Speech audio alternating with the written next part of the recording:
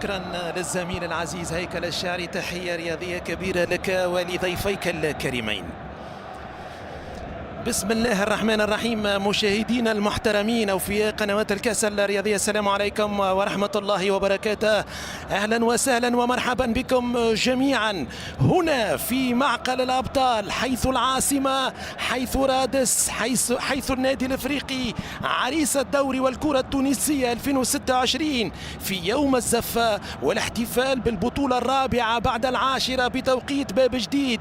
التشكيل الأساسي للأولمبي الباجي مع مدربهم جمال بن سالم، لحراسة المرمى أشرف كرير، رباعي الدفاع بالرقم 30 فراس المحضاوي، 4 اسلام الشلغومي، 25 الشريف كمرا، بالرقم 3 محرز بن راجح، 12 الفا سيدي باي، 21 فراس الفضلي، 27 هيثم مبارك، 10 محمد الهادي الحدوشي، 11 حسين القفصي، وبالرقم 18 محمد علي العمري. تشكيلة النادي الافريقي اليوم في غياب كل من فراس شوات، فيليب كينزومبي، ايمن الحرزي، وحسام بن علي. لحراسة المرمى عبد المهيب الشامخ بالرقم 1، بالرقم 17 وزير السعادة غيث الزعلوني، 6 توفيق الشريفي، 20 حمزة بن عبده، بالرقم 30 أسامة فرج السهيلي، 28 سيد خان، 21 بلال آيت مالك، بالرقم 32 أسامة الشريمي، 7 حمزة الخضراوي، 40 محمد الصادق قديدة، و29 أسامة بوقرة. مباراة يقودها الحكم حسام بولعراس، وائل الحناشي، ثامر السوسي، أسامة الشريط، سيف الدين الورتاني في الفار مع وسيم الحناشي. لحظات وتعطي إشارة انطلاق هذه المواجهة. أعلن صافرتك لنبدأ الوصف والتعليق على مباراة النادي الافريقي الأولمبي الباجي. الأولمبي الباجي هو فريق مدينة باشا، وباجا مع ضربة البداية لحكم المباراة حسام بولعراس في هذه اللحظة، بداية اللقاء والفرجة. باجا مدينة تقع في الشمال الغربي، تبعد تقريبا قرابة 105 كيلومتر على العاصمة تونس. هي معروفة بالإنتاج الفلاحي لتوفر الأراضي الخصبة والمناخ الملائم، وتتمتع بثروة طبيعية مبهرة. باجا كانت تسمى فاكا من قبل الرومان، وفاكا هي نسبة لتموجات سنابل القمح في الحقول عند هبوب النسيم. باجا واحدة من أهم المراكز في تونس لزراعة القمح، وقد وصفت في القرن 11 ميلادي بمخزن الحبوب في تونس. شوية جغرافيا على شوية تاريخ على برشا كورة في هذه الأمسية عبر شاشة قنوات الكاس الرياضية. كورة لمصلحة النادي الافريقي من سيدو خان شريمي إلى بلالاية مالك، ملعوبة بلمسة كورة إلى توفيق الشريفي، عادت من جديد إلى عبد المهيب الشامخ، زعلوني، شريفي بن عبده، السهيلي، سيدو خان، بلالاية مالك، أسامة شريمي، خضراوي، قديدة، بوقرة. هذه تشكيلة الافريقي، تشكيلة الأولمبي الباجي. كرير، محضاوي، شلغومي، كمرا، بالراجح، الفضلي، سيدي باي، مبارك الحدوشي، العمري، وحسين القفصي. كرة ملعوبة لمصلحة النادي الافريقي، الانطلاقة من هناك من الجهة اليمنى من سيدو خان، عادت إلى توفيق الشريفي، بلالاية مالك، أسامة الشريم، أسامة، كرة تحولت بعد ذلك إلى حمزة بن عبده يلعب كرة مع أسامة السهيلي، الانطلاقة من الطرف الأيسر، أسامة بوقرة، أسامة الانطلاقة بالسرعة، يحاول المرور. دفاع الأولمبي الباجي يتدخل عن طريق اسلام الشلغومي، هداف الأولمبي ب7 أهداف، وأحسن الهدافين على مستوى المدافعين بالنسبة لبطولة هذا الموسم. 7 أهداف من 4 بركلات جزاء لإسلام الشلغومي المدافع السابق للملعب الأفريقي بمنزل بورقيبة. عبد المهيب الشامخ، سيدو خان، كرة إلى أسامة الشريمي، ملعوبة مع توفيق الشريف. البدايات في المباراة بالدقيقة الثالثة، ولا زال التعادل السلبي بين الفريقين. كرة ملعوبة، الاستلام من فراس الفضلي، كرة باجية، عادت إلى بلالاية مالك، أسامة السهيلي، أسامة بوقرة، ثلاثي سبق له اللعب في مواسم فارطة مع الأولمبي الباجي. الأولمبي الباجي هذا النادي العريق تأسس عام 1929 97 سنة وجود، لعب في الأقسام السفلى 56 عام قبل أن يعرف الصعود لأول مرة في تاريخه للرابطة الأولى موسم 84-85. مع الكبار قضى 21 سنة تواليا، وغادر المحترفة الأولى لأول مرة منذ صعوده موسم 2004-2005. كرة لمصلحة النادي الإفريقي، ملعوبة تعود، لا زالت في الميدان. كرة من بلال آية مالك، بلال لمسة للخلف، بقرة، عودة لحمزة الخضراوي. خضراوي فرحة الصعود والعودة عاشها الأولمبي الباجي في مناسبتين بعد 84-85، عاشها في 2005-2006، وآخر مرة سعد فيها للدوري الممتاز 2019-2020. العودة الأخيرة مع المدرب محمد علي معالج. 4 ألقاب في تاريخ الأولمبي الباجي: كأس تونس 3 مرات، 93 2010 2023، الكأس الممتازة 95، ووصيف كأس الرابطة نهاية 2003 و2004.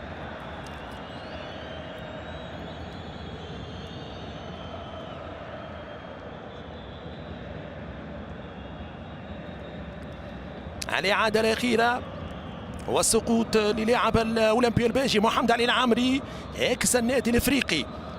ولد الرقاب لاعب الاتحاد بن قردان وشبيبة العمران قلب هجوم على الأولمبي الباجي. كرة ملعوبة تغطية من أسامة السيلي. النادي الافريقي يلعب من اجل المحافظة على سلسلة نتائجه الإيجابية في بطولة الدوري مع فوز البنزرتي للمباراة رقم 23 تواليا حتى الآن، 22 مباراة دون خسارة بالنسبة للنادي الافريقي مع فوزي البنزرتي، مع الامبراطور، امبراطور التدريب، عراب البطولات والألقاب، 76 عام ما شاء الله تبارك الله. سأحدثكم فقط عن بطولاته: 11 دوري. هناك فرق في تونس مش مدربين لا تملك هذا الرقم. 5 ألقاب، 5 بطولات مع الترجي، 4 مع النجم ولقبين مع النادي الافريقي، 90 و2026. بالمناسبة هو آخر مدرب تونسي توج بالدوري مع النادي الافريقي عام 1990. يا الله! قبل هذا كرة من توفيق الشريفي وصلت إلى حمزة الخضراوي. خضراوي طلب كرة من غيث الزعلوني. خضراوي يمر، يعدي، حاول يحضر، لكن في المتابعة شريف كامارا. نعم، فوز البنزرتي هو آخر مدرب تونسي توج بالدوري مع النادي الافريقي عام 1990. سنة 1992 الروماني إيلي بالاتش، 96 الفرنسي جان سيرافان، 2008 الجزائري عبد الحق بن شيخة، و2015 الفرنسي دانييل سانشيز. 2026 يعود فوزي للفوز والتتويج من جديد مع النادي الافريقي بعد 36 سنة. يا الله! فوزي أعاد كذلك عقارب ساعة باب جديد للتتويج من جديد بالدوري بعد 11 سنة من آخر لقب 2015.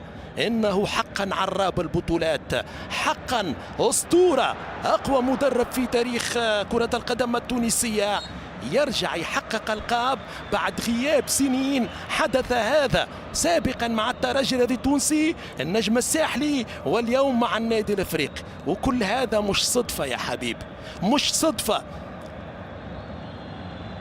الكرة تعود لمصلحة النادي الافريقي من خلال هذه الركنية. حمزة الخضراوي، ركنية على يمين الحارس أشرف كرير. الأولمبي الباجي يلعب تحت ضغط النتيجة لأنه في حوار غير مباشر. نعم، مصيره بيديه. الانتصار اليوم على النادي الافريقي رسميا الأولمبي الباجي في الرابطة المحترفة الأولى الموسم القادم. أي نتيجة أخرى مطالب أن يتعرف على نتيجة مباراة النجم الرياضي بالمتلاوي والشبيبة القيرواني. تنبيه من حكم المباراة حسام بولعراس، 33 عام لهذا الحكم، حكم درجة أولى من رابطة الشمال الغربي، مولود في الكاف 10 نوفمبر 1993. ركنية لحمزة الخضراوي لمصلحة النادي الافريقي لأبطال تونس 2026. طويلة ملعوبة، يتدخل أشرف كرير لبعاد من محمد الهادي الحدوشي أيقونة الأولمبي الباجي. عادة اللمسة، الشريمي يسدد والكرة بعيدة وعالية. أول فرصة تسديدة بعيدة وعالية من فارس المتوسط أسامة الشريمي. لاعب النادي الافريقي بعد سنوات صعبة وضغط رهيب عاشوه، قست عليهم الكلمات من جماهيرهم من أقرب الناس إليهم، عادوا بقلوب مشتعلة كأنهم يستعيدون شرف القميص ويغسلون ما علق به من شك ونقد. لعبوا بروح وبذاكرة ناد يعرف كيف ينهض حتى وإن تأخر. يقولون إن تأتي متأخرا خير من ألا تأتي، هكذا يقولون، إن تأتي متأخرا خير من ألا تأتي. لكن الأفريقي حين يأتي لا يأتي كضيف بل كقدر ثقيل، كحقيقة جارحة تقتلع الضجيج من جذوره. الكرة للأولمبي الباجي، محمد الهادي الحدوشي، اللمسة ملعوبة على مقربة من منطقة الجزاء، حدوشي الأولمبي الباجي في محاولة هجومية، كرة ملعوبة مقطوعة من توفيق الشريفي، الاستلام من سيدو خان، سيدو الكرة على طول إلى محمد السيد قديدة، معوض هداف الدوري فراس شوات. الإفريقي يغيب عليه حسام بن علي، أيمن الحرزي بسبب البطاقة الصفراء الثالثة، فيليب كينزومبي لحالة الطرد في مباراة الديربي البطاقة الحمراء، وفراس شوات بعد أن تم تدوين اسمه في ورقة مباراة الديربي بعد أحداث النهاية والإيقاف إلى حين المثول أمام مكتب الرابطة الوطنية لكرة القدم المحترفة. كرة لدفاع الأولمبي الباجي، مباراة النجم الرياضي بالمتلوي وشبيبة القيروان لا زالت متعادلة، تعادل أصفار. نادي الرياضي الصفاقسي افتتح النتيجة أمام النجم الساحلي، والاتحاد المنستيري متقدم 1-0 أمام مستقبل سليمان. لحظة بلحظة سنعيش معا تطورات النتائج في بقية الملاعب. اتحاد بن قردان الترجي التونسي لا زالت كذلك ب0. كرة ملعوبة طويلة لمصلحة الأولمبي الباجي، الأولمبي دون مخالب هجومية في البدايات. أسامة الشريم، كرة ملعوبة ليه حمزة الخضراوي، خضراوي على طول إلى سيدو خان، سيدو مع شريف كمرا، شريف سيدو خان كمرا المدافع الغيني، إبعاد وتشتيت. كرة وصلت إلى حسين القفصي المحترف الجزائري في الأولمبي الباجي، سيدو خان، حسام بولعراس يمنح المخالفة للنادي الإفريقي والألغام سيدو لا قبل لا بعد.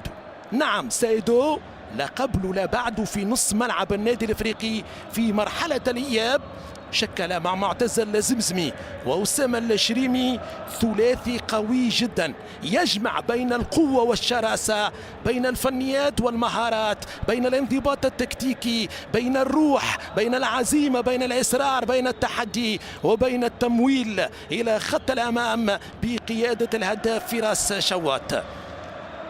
كرة لمصلحة النادي الإفريقي الدقيقة رقم 11، كرة من مكان خطير، أسامة بوقرة، حمزة الخضراوي، بلالاية مالك، ثلاثتهم يحسنون يتقنون التسديد من مثل هكذا مسافات، من مثل هكذا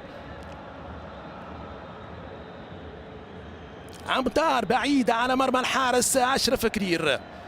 أسامة السهيلي يتقدم كذلك مع حمزة الخضراوي. كرة للنادي الافريقي، مخالفة من مكان خطير، هل تأتي بالجديد في أول دقائق المباراة؟ أسامة السهيلي أم حمزة الخضراوي بطريقة مباشرة، لا، كرة ملعوبة على طول في القائمة الثاني، محمد الصادق قديدة يضرب براسية بعيدة وعالية، عالية، ركلة مرمى تعود لمصلحة الأولمبي الباجي. 0-0 تكررت 7 مرات فقط في 69 مواجهة سابقة بين الفريقين. آخر 0-0 منذ 13 عام هنا في العاصمة 19 ديسمبر 2012. كل شيء ممكن، أما صعب تتكرر اليوم وتنتهي المواجهة ب0. هذا اعتقادي الشخصي. فما أهداف، إحساسي يقول لي ستهتز الشباك يا هيكل، لا تستعجل، جاية الأهداف. الكرة لمصلحة النادي الإفريقي، المخالفة على حمزة الخضراوي، 7 أسيست، تمريرات حاسمة، مكسب مهم جدا في هجوم النادي الإفريقي. هدفان، كرة ملعوبة تعود لأسامة السيلي، الانطلاقة من هناك من الطرف الأيسر، المحاولة من أسامة بوقرة العاد للتشكيل الأساسي بعد الغياب عن دربي العاصمة بسبب الانذار الثالث. اليوم خط هجوم النادي الافريقي يتكون من بوقرة خضراوي والصادق قديد. الأولمبي الباجي جمال بن سالم يحافظ على نفس التشكيلة التي خاضت مباراة الشبيبة الرياضية بالعمران. هذا فوزي البنزرتي، هذا شيخ المدربين، هذا مهندس اللقب الرابع عشر للنادي الافريقي في الموسم رقم 36 لفوز البنزرتي في بطولة تونس. 36 موسم من أصل 71. يا الله على هذه الأرقام. تونس ولادة أنجبت العديد من الشخصيات البارزة عبر التاريخ في مختلف المجالات والاختصاصات، ولادة للمبدعين في التاريخ والسياسة، في الثقافة والفكر، في العلوم والاقتصاد، وفي الرياضة.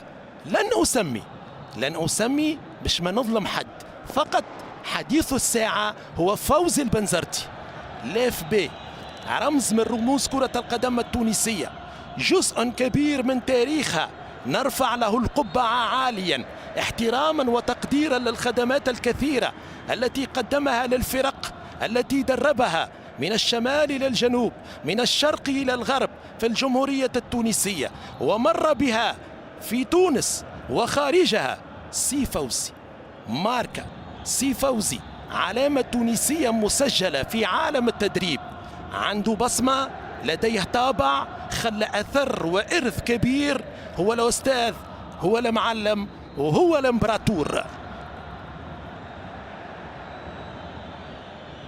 في الجانب المقابل مدرب الأولمبي الباجي جمال بن سالم وابن النادي الافريقي، قلبا وقالبا كلاعب ومدرب. المسيرة بدأت من حديقة منير القبايلي لجمال بن سالم، لعب في الفريق الأول للنادي الافريقي من 1998 إلى 2004 كوسط ميدان هجومي. لعب في النادي الرياضي لحمام الأنف 3 مواسم في النجم الأولمبي لحلق الود والكرم، موسم في جندوبة الرياضية، اعتزل بعدها اللعب موسم 2007-2008، ومباشرة دخل لعالم التدريب في الفئات السنية والإدارة الفنية للنادي الافريقي. هو المدرب الخامس هذا الموسم للأولمبي الباجي، بطاقة صفراء للشريف كامارا. بدأ وجدي بوعزي، ثم اسكندر القسري، حافظ القيتوني، لطفي السليمي، واليوم جمال بن سالم. هذا تدخل الشريف كامارا على مهاجم النادي الافريقي السادة قديدة، المخالفة لمصلحة النادي الافريقي. مباراة هادئة تماما. النادي الصفاقسي يضيف الهدف الثاني عن طريق عمر بن علي النجم الصاعد، الهدف الثاني الوصيف لفراس شوات، الهدف رقم 11 لعمر بن علي. فراس شوات 15 هدف فعلي في بطولة هذا الموسم، للموسم الثاني تواليا. فراس شوات يتوج ببطولة الهدافين. الكرة لمصلحة النادي الافريقي من أسامة اللاسيلي في تنفيذ المخالفة، كرة ملعوبة على طول في منطقة الجزاء، خطيرة جدا الكرة، وكرير يطير، أشرف كرير يأخذ هذه الكرة من هجوم النادي الافريقي. المحاولة تقريبا الأبرز في هذا الشوط الأول، الكرة الرأسية من بلال آية مالك. أشرف كرير حاضر بامتياز، حارس الخبرة 35 عام في حماية عرين شباك الأولمبي الباجي. إسلام شلغومي أول ربع ساعة طويلة ملعوبة إلى الأمام، حمزة بن عبده، كرة إلى الحارس عبد المهيب الشامخ يلعب بالنار. عبد المهيب المتألق في مباراة الدربي الأخيرة، موسم ممتاز جدا لعبد المهيب. معه استعاد النادي الافريقي بريق الحراسة ايام عتوقة والنايلي والفاسي وبن عثمان والزيتوني والنفزي والبقية. هو عبد المهيب عتوقة بذكريات الصادق 17 كلين شيت، هو الثاني في ترتيب الشبكة النظيفة بعد حارس الملعب التونسي نور الدين الفرحاتي 19 كلين شيت. لعب بالنار هنا، ومن يلعب بالنار يا عبد المهيب يكتوي بها. الكرة ملعوبة، ترجع من جديد، كرة من بلال آية مالك، بلال إلى أسامة الشريمي، توفيق الشريفي مدافع الجزائري نفذ عنه الغبار. فوزي البنزرتي بعد تحول لعلي يوسف إلى نانت الفرنسي. فوزي البنزرتي لما سألوه لما شاوروه هل بالإمكان انتداب قلب دفاع آخر قال لا، عندي توفيق الشريفي بإمكانه التعويض كأحسن ما يكون. وثيقة البنزرتي كانت في محلها بعد العودة من الإصابة على مستوى الرباط الصليبي ونصف موسم على دكة الاحتياطيين، شطر ثاني من الدوري بامتياز وعلامة كاملة لتوفيق الشريفي. الأخبار تقول أنه وقع عقد مبدئي مع نادي شبيبة القبائل الجزائري بداية من يوم الفاتح من شهر 7 يوليو القادم. الكرة لأسامة سهيلي ملعوبة على طول، الاستلام من محمد الصادق. قديدة لمسة بلا لا يتمالك الكرة والهجمة للنادي الافريقي. قديدة بوغرة وسام بوغرة لمسة ممتازة. كرة من سهيلي في المساندة الهجومية بامتياز. 8 اسيس لأسامة. أجنحة النادي الافريقي واطرافه طايرة. غيث الزعلوني وأسامة السهيلي بامتياز كبير. مساندة هجومية وحضور قوي وزيادة عددية، تسجيل أهداف وتمريرات حاسمة ودور مهم جدا في هذا اللقب رقم 14 في تاريخ وخزينة باب جديد. كرة من حمزة الخضراو استلام دوران البحث عن زميل عن صديق إلى وزير السعادة غيث الزعلوني. كرة بلمسة. نعم، وزير السعادة في قلعة النادي الافريقي. الكابيتانو اليوم مكان معتزل زمزمة المتواجد على دكة الاحتياطيين. تحذير من حمزة بن عبدة في النادي الافريقي مع فوز البنزرتي. لا وجود لمدافع ومهاجم، الكل يدافع الكل يهاجم. ثقة مفرطة في اللقطة الأخيرة من عبد المهيب الشامخ. لعب النار وكاد مهاجم الأولمبي الباجي يصطاد عبد المهيب والنادي الافريقي بهدف اول في هذا الشوط الاول. من يقص الشريط اولا في هذه المباراة ويسجل الهدف رقم 139 في 70 مباراة بين الفريقين. 96 هدف للنادي الافريقي، 42 للاولمبي الباجي.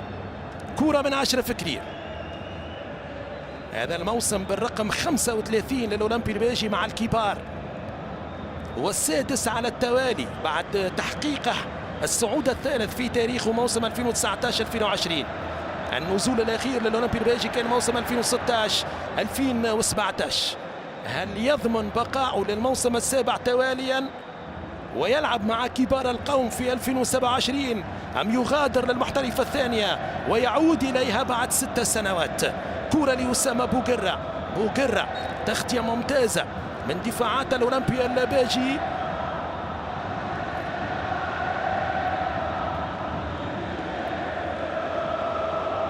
الفا سيدي بي وسط ميدان دفاعي بمواصفات محترمة للغاية. لاعب نادي سان بيدرو القادم من الاتحاد الرياضي المونستيري في فترة الميركاتو الشتوي. بالمناسبة نتائج الأولمبي الباجي تحسنت كثيرا في الجولات ال5 الأخيرة، 9 نقاط من أصل 15.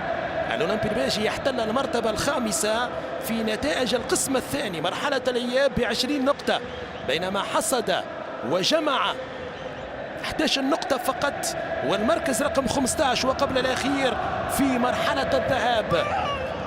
الكرة باجية والخطأ يعود لمصلحة النادي الافريقي في قرار حكم المباراة حسام بولعرس. هيثم مبارك في حواره مع توفيق الشريفي. الجماهير تواصل تشجيعها.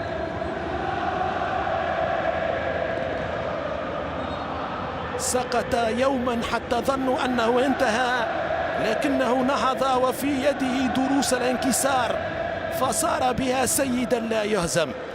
أحدثكم عن بطل تونس 2026 من فريق أزمة إلى سيد الأندية، من 2020 إلى 2026 قضية وراء قضية، لطخة وراء لطخة، سباق مع الزمن للمحافظة على هيبة وكبرياء النادي إلى الصعود على منصة التتويج عن جدارة واستحقاق، والأرقام لا تكذب. أكثر فريق حقق انتصارات 19 فوز، أقلهم هزائم بخسارتين، أقوى دفاع 9 أهداف، أحسن هداف فراس شواد سجل 15، الحارس عبد المهيب الشامخ الثاني في عدد الكلين شيت 17 لقاء. دفاع الافريقي هو اكثر من حافظ على نظافه الشباك 21 مره في 29 جوله، هو اكثر الفرق حصدا للنقاط كضيف خارج القواعد، 31 نقطه في 15 مباراه، 22 مباراه تواليا دون خساره، افضل سلسله هذا الموسم لفريق بالدوري، 52 نقطه، 15 فوز و7 تعادل. بعد 30 سنة من موسم 95-96 لم يحقق هذه السلسلة. النادي الافريقي هو اكثر الاندية تسجيلا في الاشواط الثانية 27 هدف، واكثر الفرق تهديفا في الربع ساعة الاخيرة 13 هدف، وفي الوقت البديل بعد 90 7 أهداف. صدق من سماهم ملوك 90 والقاضية من زمان. نعم صدق من سماهم ملوك 90 والقاضية من زمان.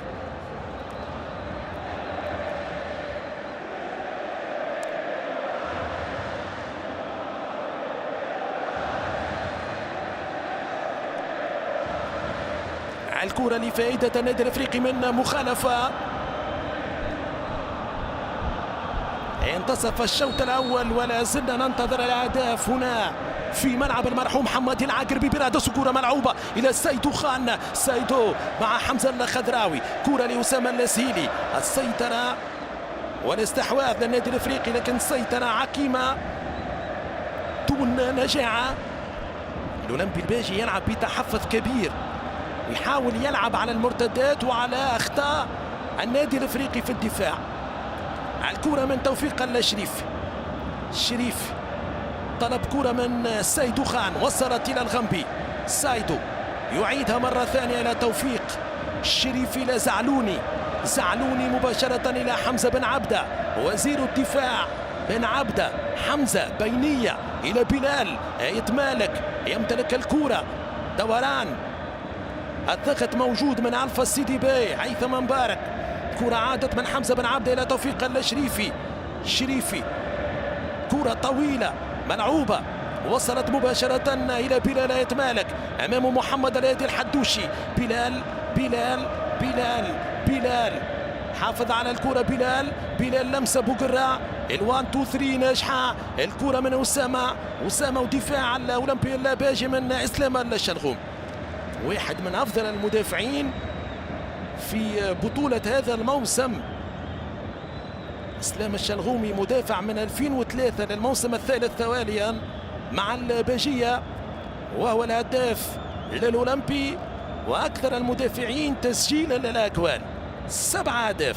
سيدو خان، سيدو طويلة إلى محمد الصادق، قديدة متابعة من شريف كامارا، كرة لحمزة الخضراوي، خضراوي عادت الكرة إلى سيدو خان، سيدو أمامه هيثم مبارك، إقفال تام من عناصر الأولمبي الباجي، عادت الكرة إلى عبد المهيب الشامخ. في الماضي القريب الأولمبي الباجي هو بطل تونس على مستوى كأس الجمهورية سنة 2023 ولعب البلاي أوف مجموعة اللقب مركز سابع ب 16 نقطة. 2026 الفريق يحتضر، يصارع من أجل الحياة مع الكبار. نعم الأولمبي الباجي في مباراة العمر يصارع من أجل الحياة مع الكبار. الفوز يخليه، التعادل يبقيه، في صورة عدم فوز شبيبة القيروان أمام النجم الرياضي بالمتلوي. هناك في المتلوي الترجي الرياضي التونسي يفتتح مجال التهديف في بن قردان، هدف حمزة رفيعة في الدقيقة 38. صراع ومنافسة كبيرة بين الترجي الرياضي التونسي والنادي الرياضي الصفاقسي من أجل المكان الثاني في دوري أبطال إفريقيا الموسم القادم. المركز الأول، المكان الأول محجوز باسم النادي الافريقي، الثاني اما الترجي او النادي الرياضي الصفاقسي. الترجي اقرب بالنتائج الانيه الموجوده حاليا، ترجي 1-0 امام اتحاد بن قردان، والنادي الصفاقسي متقدم في الكلاسيكو امام النجم الرياضي الساحلي بهدفين ل0.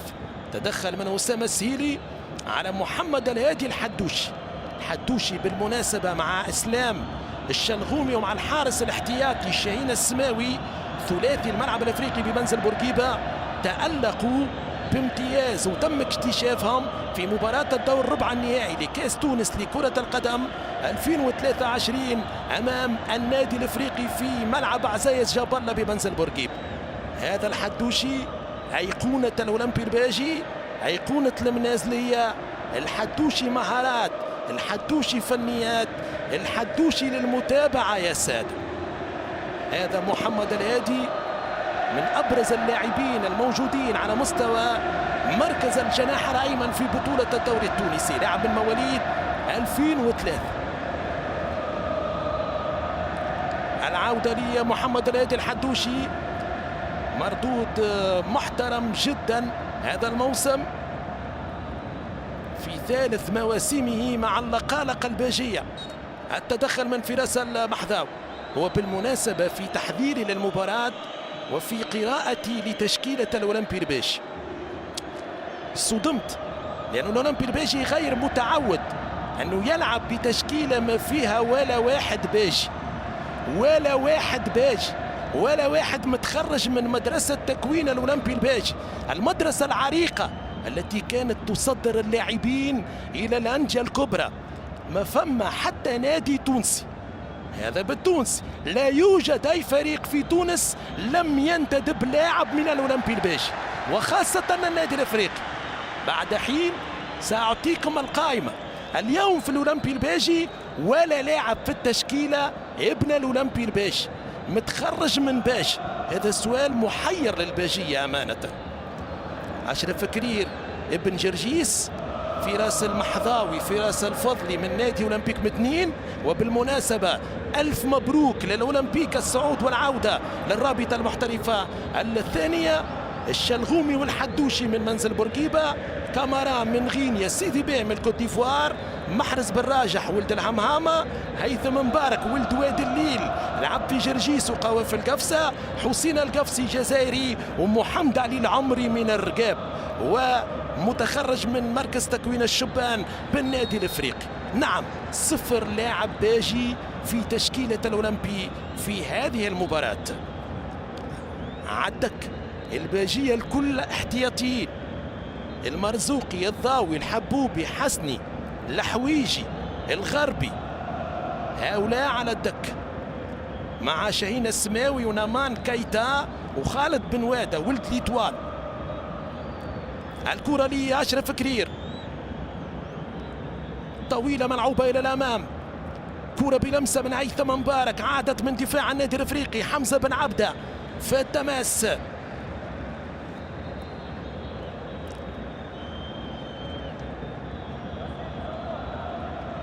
اللقطة الأخيرة بين محمد الصادق قديدة وشريف كامارا.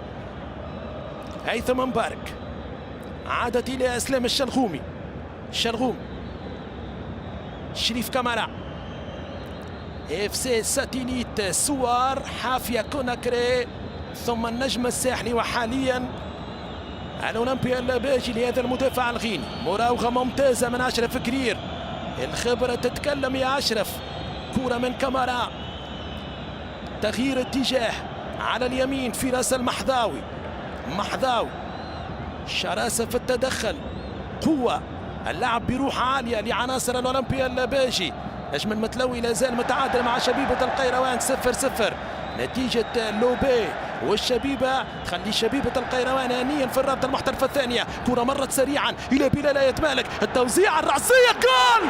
لا لا لا لا لا لا لا، مش ممكن. تصدي روعة من الحارس أشرف كرير، كرة سايدو خان كانت في طريقها إلى المرمى، إلى الشباك، لتعتز لأول مرة في هذه المباراة لولا براعة أشرف كرير. ممتاز التدخل والتصدي من أشرف كرير، تصدي المباراة يخلي النتيجة متعادلة بالأصفار. كرة ممتازة، الصناعة روعة، الكرة من بلال آية مالك، التوزيع على المقاس، سايدو خان، كرة من الشريف كامارا، والتصدي ممتاز من حارس الأولمبي الباجي. هذه الصورة، هذا المشهد، هذه الإعادة، هذه الكرة الرأسية قديدة وأشرف كرير في المكان المناسب. قديدة هو اللي حضر، هو اللي مهد. نتأكد من العرض البطيء. نعم صادق قديدة. كرة رأسية إلى السيد دوخان وأشرف كرير بامتياز يمنع النادي الافريقي من تسجيل الهدف الاول في المباراة. اخطر كرة في هذا الشوط الاول بعد مرور 32 دقيقة لعب. شريمي مراوغة ممتازة. شريمي من مباراة إلى أخرى مردوده في تطور مستمر مع النادي الافريقي. كسب ثقة فوز البنزرتي وأصبح من الركائز الثابتة في وسط الميدان مع سايدو خان ومعتز اللازمسم. الكرة لغيث الزعلول. الجميع ينتظر قائمة الناخب الوطني صبري اللموسي يوم غد، قائمة المونديال 2026. شغف كبير، انتظار وترقب لمعرفة اسماء نسور قرطاج التي ستمثلنا في الولايات المتحدة الأمريكية والمكسيك وكندا. كرة من غيث الزعلول. زعلوني بلال، آية مالك إلى غيث، غيث إلى توفيق الشريفي، الشريفي بمبدأ الأمان إلى حمزة بن عبدة، بن عبدة على طول بعيدة قوية إلى الأولمبيا الباش. النادي الافريقي في غياب هداف وشوات، هداف البطولة، وهذا النادي الافريقي وعبر تاريخه هو حاضنة للهدافين من كبيرهم الذي علمهم التسجيل المرحوم محمد صالح جديد، مرورا بمنصف الخوين، محمد الهادي البيار، سامي التواتي، فوزي الرويسي، عادل السليمي، صابر خليفة، وصولا إلى فراس شوات. هؤلاء أبرز المهاجمين في الافريقي على مر التاريخ، توجوا بلقب أفضل الهدافين في أرشيف الكرة التونسية والدوري المحلي. كرة من الشريف كامارا، 10 دقائق لنهاية الشوط الأول. ماذا يحدث في طيب الأمهيري؟ 3-0 للنادي الصفاقسي أمام النجم الرياضي الساحلي. موسم للنسيان للحمراء. هدف علي معلول من بيلانتي في الدقيقة 45. 3-0 في شوط أول للسي اس اس. 1-0 للترجي أمام اتحاد بن قردان، حمزة الرفيعة في 38. 0-0 في المتلوي بين النجم والشبيبة، و0-0 هنا بين النادي الافريقي والاولمبي الباجي.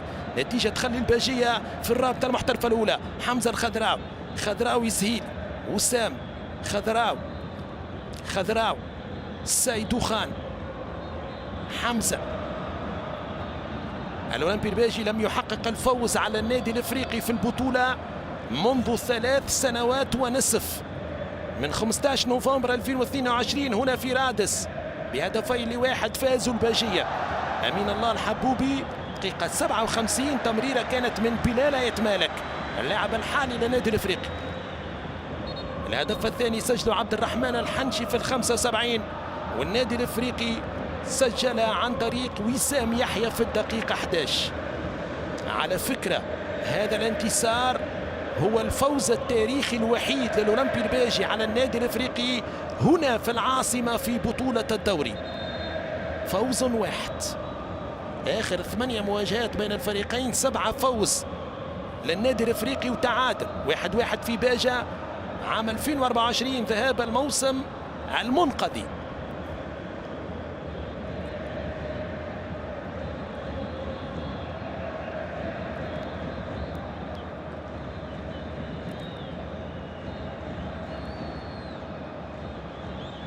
أعداد كبيرة من جماهير النادي الافريقي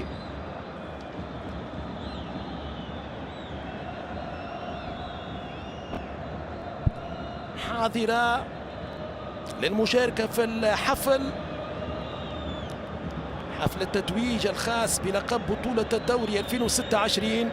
هذه كرة سايدو خان، أخطر كرة، والتصدي يشرف كرير الرائع يحرم النادي الافريقي من هدف أول ويخلي الأولمبي الباجي لا زال حيا في المباراة ولا زال موجود ومتواجد ومثبت نفسه في بطولة الرابطة المحترفة الأولى. إصابة، سلامات للاعب الأولمبي الباجي. هذه المواجهة رقم 70 بين الفريقين في البطولة التونسية. 40 فوز للنادي الافريقي، 20 تعادل و9 انتصارات للأولمبي الباجي.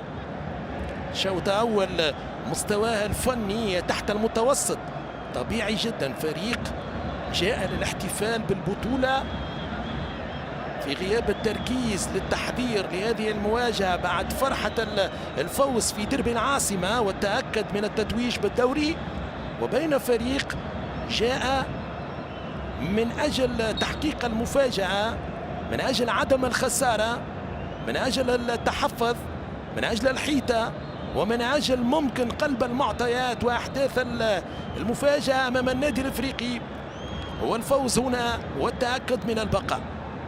تعود الكرة، الأولمبي الباجي يلعب تحت ضغط. النادي الإفريقي من المرات القليلة هذا الموسم بعد 29 جولة يلعب دون ضغوطات، داخل في الربح خارج من الخسارة. حمزة بن عبدة مع محمد علي العمري، كرة للأولمبي الباجي، تقريبا 0 فرصة للأولمبي الباجي في هذا الشوط الأول. لم يختبر عبد البوهيب الشامخ، بل وضع نفسه في وضعية صعبة لما لعب بالنار وحاول يراوغ مهاجم الأولمبي الباجي محمد علي العمري لتصطدم به الكرة وتضيع. كرة ملعوبة طويلة، التماس للنادي الإفريقي، تعود إلى حمزة بن عبدة.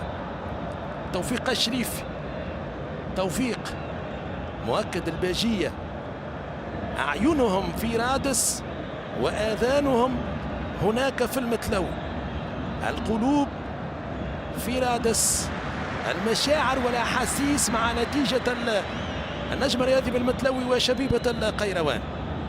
ربي معاهم، إحساس صعب جدا، إحساس اللعب من أجل تفادي النزول قاسي، نعم قاسي، خاصة على فريق في حجم الأولمبي الباجي. وللأمانة الفريقان عريقان، الأولمبي الباجي وشبيبة القيروان من المدارس الكبيرة والعريقة في تونس في إنجاب اللاعبين. حرام ولا حرام أنه يوصل الأولمبي الباجي والشبيبة واحد منهم سيغادر رابطة الكبار.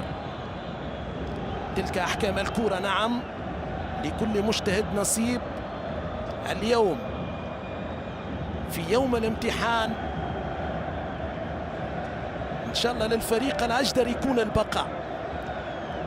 كرة تعود لمصلحة النادي الإفريقي، محرز بالراجح، كرة من تماس طويلة ملعوبة، عادت من حمزة بن عبدة، كرة وصلت إلى حسين القفسي. حسين مع السيد خان، محمد علي العمري، محمد علي لمسة إلى فراس الفضلي، إسلام الشلغومي، طويلة من إسلام، غيث الزعلوني، مرة أولى مرة ثانية إلى توفيق الشريفي، أسامة الشريمي بهدوء كبير، استلام بالصدر، أسامة بين ثلاثي من الأولمبي الباجي يستفيد من مخالفة يعلنها حكم المباراة حسام بولعرس. على 10 مواسم كان متواجد في المباريات والتعيينات في 8 فقط، موسم 2017 2018 و2019 2020 لم يعين، 0 لقاء. كرة لمصلحة النادي الافريقي، اسلام الشلغوم، عودة للباجية، كرة وانطلاق، السرعة الحاضرة من محمد الهادي الحدوش، محمد هادي يهدي، يلعب، يسدد، كرة بعيدة. محمد الهادي الحدوشي تسديدته بعيدة وعالية. هذا جمال بن سالم احتفل بعيد ميلاده 45 يوم 11 ابريل 2026، يوم المباراة الأولى في مسيرته كمدرب أول مع الأولمبي الباجي في الجولة رقم 25 ضد النجم الرياضي الساحلي، 3 أهداف مقابل 1. اليوم هي المباراة السادسة لجمال بن سالم، 9 نقاط في 5 جولات، 3 فوز وخسارتين. الكرة ملعوبة، فضلي إلى قفصي، قفصي إلى حدوشي، حدوشي إلى محضاوي، محضاوي إلى شلغومي، شلغومي إلى كامارا، كامارا إلى محرز بالراجح، فراس الفضلي. تمريرات متبادلة وقصيرة بين عناصر الأولمبي الباجي. كرة على طول إلى الأمام، الانطلاقة بسرعة من محمد الهادي. حدوش حدوش حدوش حدوش حدوشي، لمسة قوية من محمد الهادي. محمد الهادي الحدوشي، القرار الأخير كان غير صائب من الحدوشي في اتجاه حسين اللاقفسي. تعود الكرة إلى حمزة الخضراوي للنادي الافريقي. الدقيقة رقم 44، دقيقة لنهاية الشوط الأول. كرة ملعوبة إلى غيث الزعلون، زعلوني سيدو خان، خان توفيق الشريفي، الشريف 0-0 كذلك في آخر دقيقة من الفترة الأولى بين نجم المتلوي شبيبة القيروان. الأولمبي الباجي في الرابطة المحترفة الأولى بعد شوط أول من هذه الجولة رقم 30 والأخيرة. أشرف كرير. نهاية الشوط الأول في بن قردان بيتقدم الترجي على الاتحاد 1-0، هدف حمزة رفيعة في 38. 3-0 للنادي الصفاقسي أمام النجم الساحلي.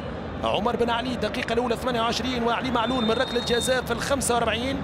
1-0 للاتحاد المنستيري مع مستقبل سليمان، هدف إبراهيم السويسي في الدقيقة الخامسة. طبيعي جدا مباراة نجم المتلوي وشبيبة القيروان انطلقت في نفس توقيت ملعب رادس بعد التأخر في البداية والانطلاق تقريبا أكثر من ربع ساعة بعد كراكات جماهير النادي الافريقي واشعال الشماريخ. الكرة ملعوبة وصلت إلى محمد علي العمري، متابع من غيث الزعلوني. عمري، كامارا، إسلام الشلغومي، إسلام. أول سؤال لعناصر ولاعبي الأولمبي الباجي بعد صافرة حسام بولعراس مع نهاية الشوط الأول، نتيجة شبيبة القيروان والنجم الرياضي بالمتلوي. مؤكد أنهم سيتساءلون، سيعلمون أن النتيجة لم تتغير كذلك في المتلوي. شوط ثاني بحسابات أخرى، تفكير آخر ممكن لجمال بن سالم. 3 دقائق وقت بديل يضيفهم وسيم الحناشي حكم مساعد الفار.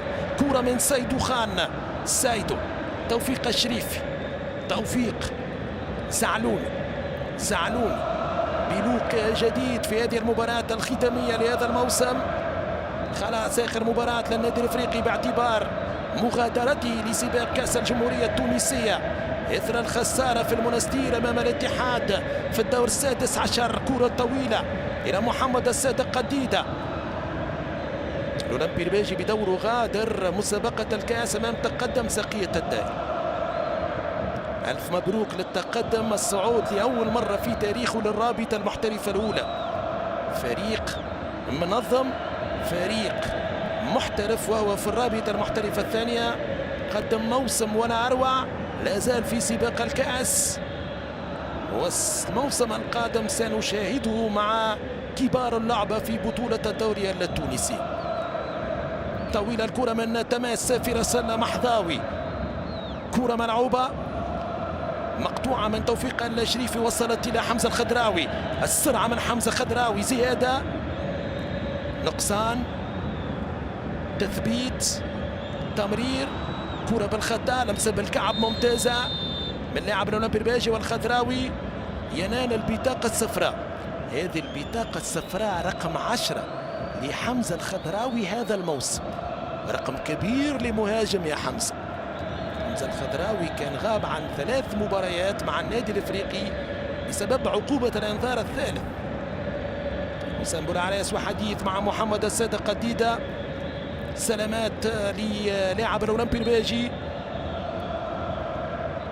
شوط دون المتوسط، العبرة فيه بالنتيجة بالنسبة للباجية. الافريقي لفرحة جماهيره بلقب بطولة الدوري رقم 14 في تاريخه، الأمور حتى الآن هادئة على الملعب وفي المدرجات بعد أن تم إشعالها في البدايات من مجانين النادي الأفريقي. هذه الكرة اللمسة كانت ممتازة جدا بالكعب.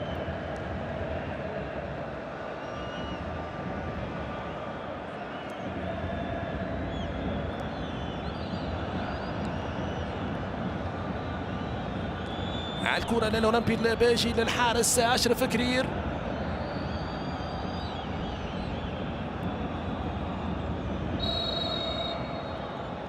استعداد لاستئناف اللعب. خلاص 3 دقائق التي أضافها طاقم تحكيم هذا اللقاء خلصت. كرة للنادي الأفريقي في نص الملعب، وحسام بولعراس مشاهدينا متابعينا الكرام يعلن في هذه اللحظة عن نهاية الشوط الأول بالتعادل السلبي بين النادي الأفريقي والأولمبي الباجي 0-0. شكرا للزميل هيكل الشعري.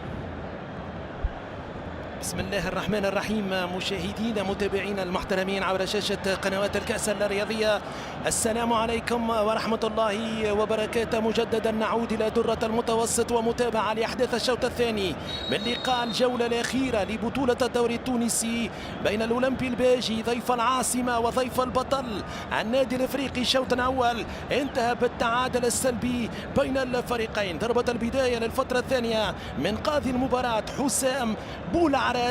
لا تغييرات في تشكيلتي النادي الافريقي والاولمبي الباجي. جمال بن سالم، الباجية باسماء كرير، المحظاوي، الشلغومي، كامارا، بالراجح، الفضلي، الفا، سيدي بي، مبارك، الحدوشي، العمري والقفصي. بالنسبة للنادي الافريقي عبد المهيب الشامخ، الزعلوني، الشريفي، بن عبده، السهيلي، سيدو خان، هيت مالك، الشريمي، الخضراوي، محمد الصادق، قديدة وأسامة بوغرة. شوط ثاني ينطلق، البدايات بكرة لمصلحة النادي الافريقي والتدخل من دفاع الاولمبي الباجي. الافريقي بطل تونس منذ نهاية الجولة الماضية. الاولمبي الباجي يسارع من اجل البقاء مع الشبيبة الرياضية القيروانية. الاولمبي الباجي 31 نقطة، الشبيبة ب30 في العداد. الاولمبي الباجي ينتصر يضمن بقائه رسميا في الرابطة المحترفة الاولى. بالنسبة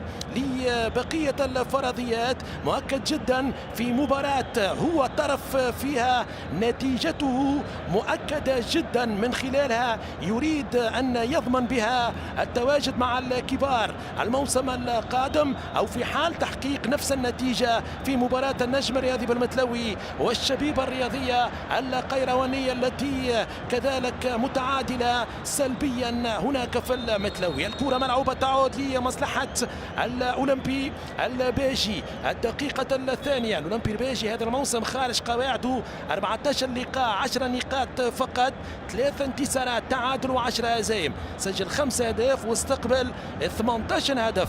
النادي الافريقي في رادس 33 نقطة في 14 لقاء، 10 انتصارات، 3 تعادلات وخسارة. الخسارة الوحيدة أمام الترجي الرياضي الجرجيسي ب2-1. النادي الافريقي سجل 26 واستقبل 5 أهداف. الكرة للأولمبي الباجي وهيثم مبارك في وسط الميدان.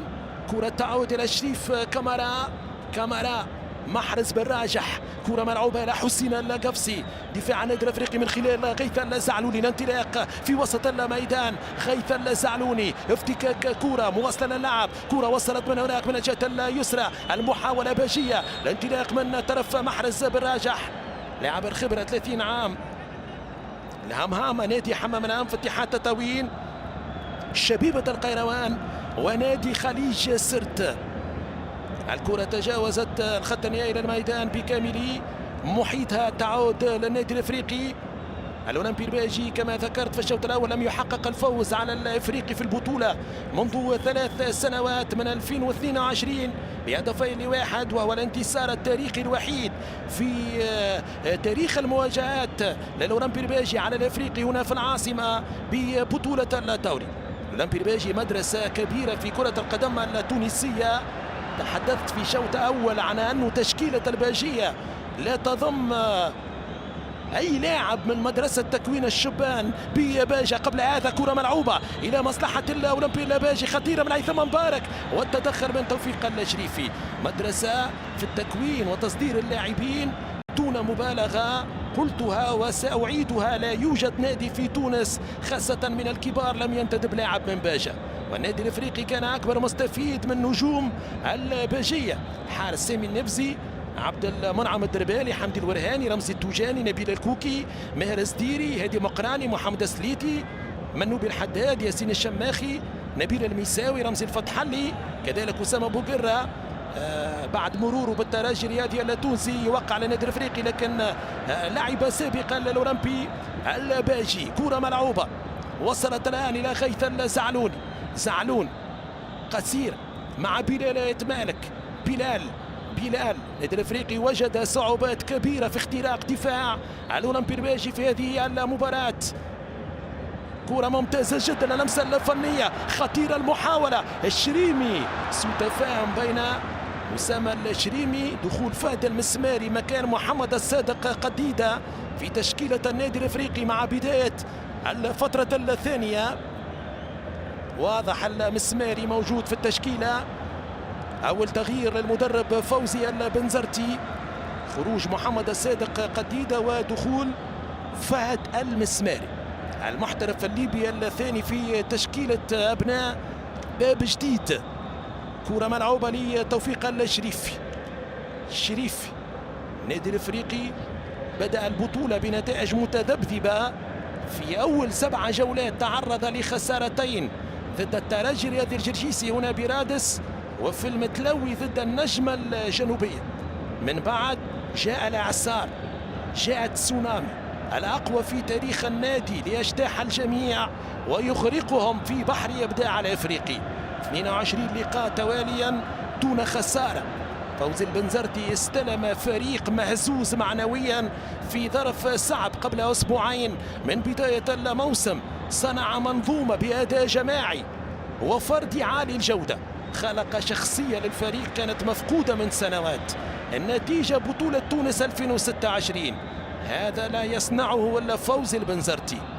قيمة هذا المدرب تعرفها في تطور أداء اللاعبين.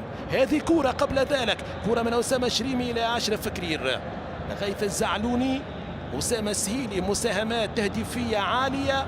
توفيق الشريفي عودة من إصابة وتألق في الشوط الثاني لتعويض علي يوسف كان مراهن عليه فوزي البنزرتي. سيد خان، معتز الزمزمي، الجميع كان رافض فكرة رمانة وسط الميدان رقم 6، إلا أن فوزي البنزرتي نجح في اختياره. حمزة الخضراوي انتقادات لاذعة. فراس شوات هداف للموسم الثاني تواليا. إصرار على انتداب الحرزي، قديدة، بوقرة، حسام بن علي، إضافتهم كانت واضحة في الأوقات الصعبة. فوزي البنزرتي وما فعله مع النادي الافريقي يستحق أن يكون من معلقات كرة القدم التونسية. الافريقي 2026 فن لعب تكتيكية. 4 بعد 10 بتوقيت باب جديد، هي حكاية تحدي وإصرار وتاريخ نادي تعلم كيف يصنع المجد ولا ينتظره. أول بطولة عام 47، ثم 48، 64، 67، 73، 74، 79، 80، 90، 92، 96، 2008، 2015 و2026. سنوات كتبت بالذهب في كتاب الدوري التونسي باسم النادي الافريقي. تعود الكرة لمصلحة الأولمبي الباجي. محمد علي العمري، عادت من محرز بالراجح طويلة. غيث الزعلوني قطع كرة بطريقة ذكية وصلت إلى حمزة الخضراوي. خضراوي الانطلاق، زعلوني هرب. كرة من غيث، التوزيعة، الكراس ما زالت مستمرة، لكن دفاع الأولمبي الباجي يعود وافتكاك للكرة. وصلت إلى ألفا سيدي باي في نص الميدان، انطلاقة من طرف الإيفواري. ألفا فراس، ألفا عودة بعد ذلك إلى محرز بالراجح، طويلة بعيدة عن المهاجم حسين القفسي لدفاع النادي الافريقي والحارس عبد المهيب الشامخ. كرة لحمزة بن عبده، هناك لاعب واقع على أرضية الميدان. أحسن نتيجة وأفضل ترتيب للأولمبي الباجي في بطولة الدوري موسم 97-98.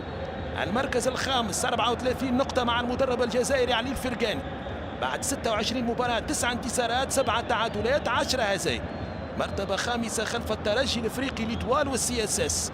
هذا جمال بن سالم من اجل تحقيق البقاء، من اجل ضمان التواجد مع كبار القوم في بطولة الدوري التونسي للموسم السابع تواليا.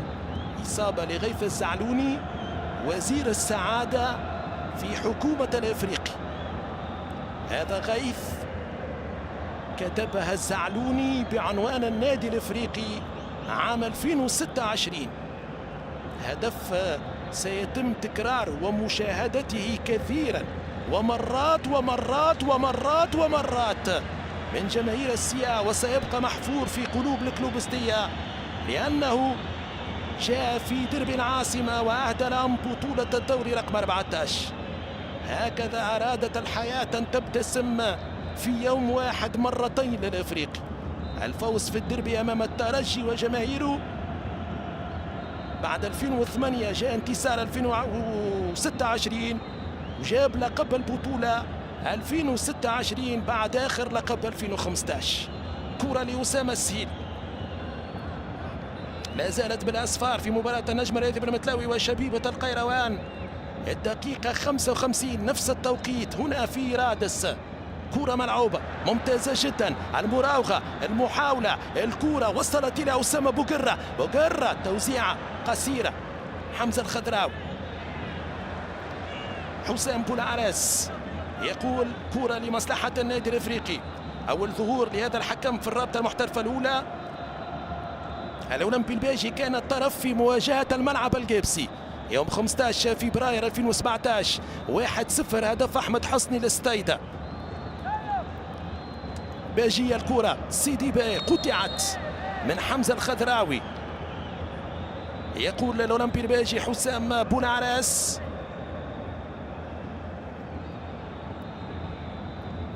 تنوع في اساليب اللعب مع فوز البنزرتي، استغلال مثالي لامكانات اللاعبين، ادائهم مميز بروح عاليه ورغبه في تحقيق اللقب منذ اول جوله. الفريق اصبح يمتلك شخصيه قويه بلاعبين قادرين خاصه على تحمل الضغوط سواء منهم الاساسيين والاحتياطيين.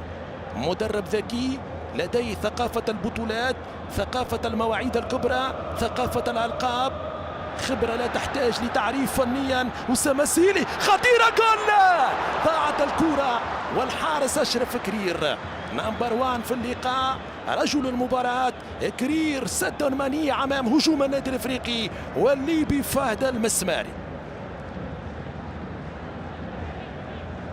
إدارة جيدة للنادي الأفريقي، عرفت كيف تتصرف في الأوقات الصعبة والمواعيد الكبرى والصغرى. كل هذه العناصر كانت متوفرة في الأفريقي 2026، جعلت منه فريقا متماسكا، فريق واقعي. الوصول إلى القمة يحتاج هذه المواصفات، والمواصفات كانت موجودة في طبخة البنزرتي لهذه التشكيلة. كرة من توفيق الشريفي. 3-0 للاتحاد الرياضي المنستيري امام مستقبل سليمان. ثلاثية نظيفة للنادي الصفاقسي امام النجم الساحلي. 1-0 للترجي الذي تونسي امام اتحاد بن قردان. 0-0 في ملعبي رادس والمتلوي. الترجي هانيا في دوري ابطال افريقيا الموسم القادم، والاولمبي الباجي في الرابطة المحترفة الاولى. الكرة من الفا سيدي باي لكل من يتابعنا في الوطن العربي العزيز والكبير. فرضيات البقاء على الاولمبي الباجي، الفريق الذي يواجه النادي الافريقي في هذه المباراة المنقولة عبر شاشة قنوات الكأس الرياضي. كرة في وسط الميدان، البقاء للأجدر للشبيبة أو للأولمبي. فريقان عريقان، فريقان متمرسان في هذه الرابطة.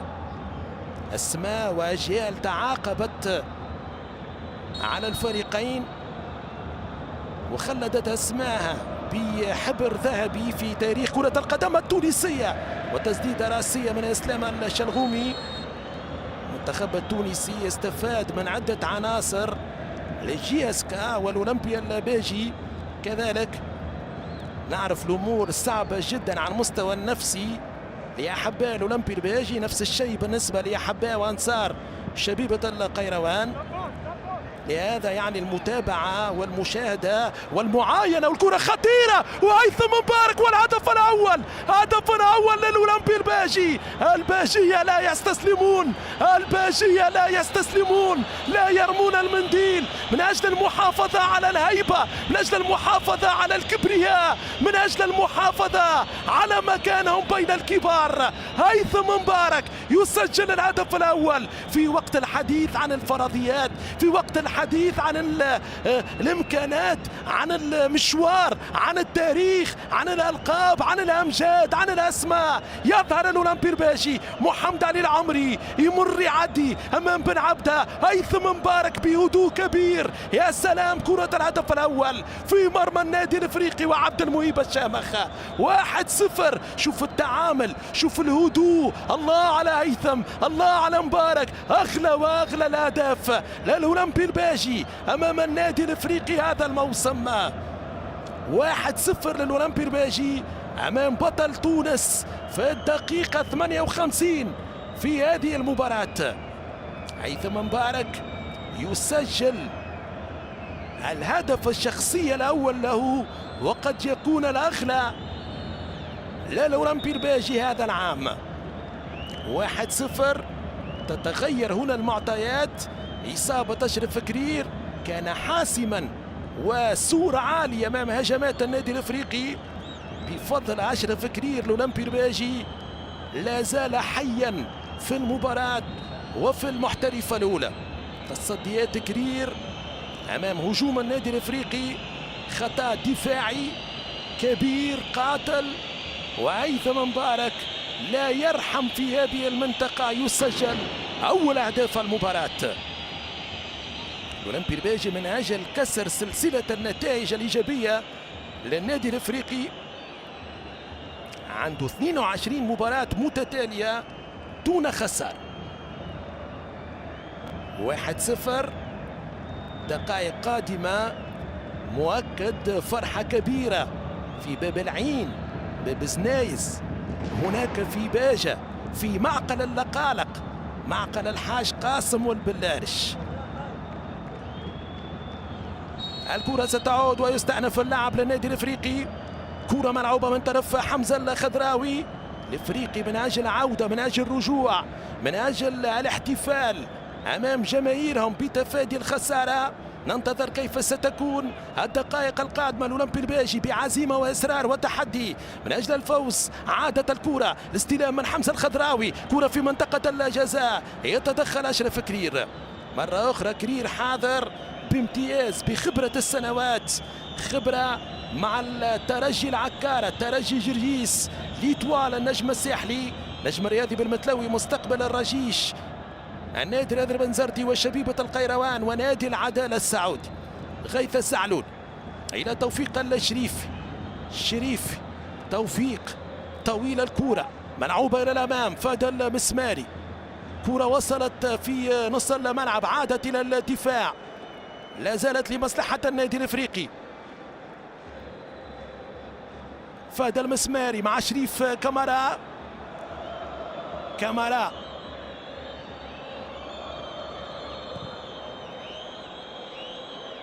الكرة الطويلة إلى سيدو خان، سيدو أسام سهيل، عودة إلى سيدو، سيدو خان، حمزة بن عبده،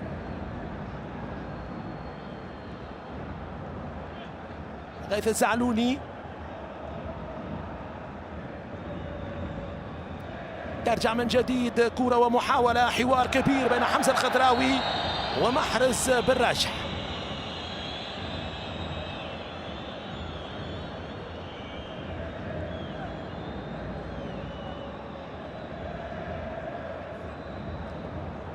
هذا محرز.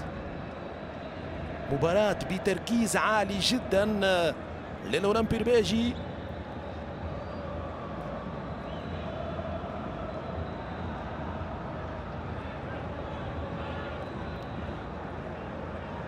المساعد الثاني ثامر السوسي، والمخالفة لمصلحة النادي الافريقي. استعدادات كبيرة لبداية الحفل الرسمي لتتويج النادي الافريقي ببطولة الدوري للمرة 14 في تاريخ اثر نهاية هذه المباراة. الكرة لأبناء باب جديد، أسامة السهيلي على مستوى التنفيذ قريبة من زاوية الركنية. السهيلي يرسل كرة طويلة في منطقة الجزاء، أشرف كرير وحسام بولعراس يقول فاول لمصلحة الحارس أشرف كرير.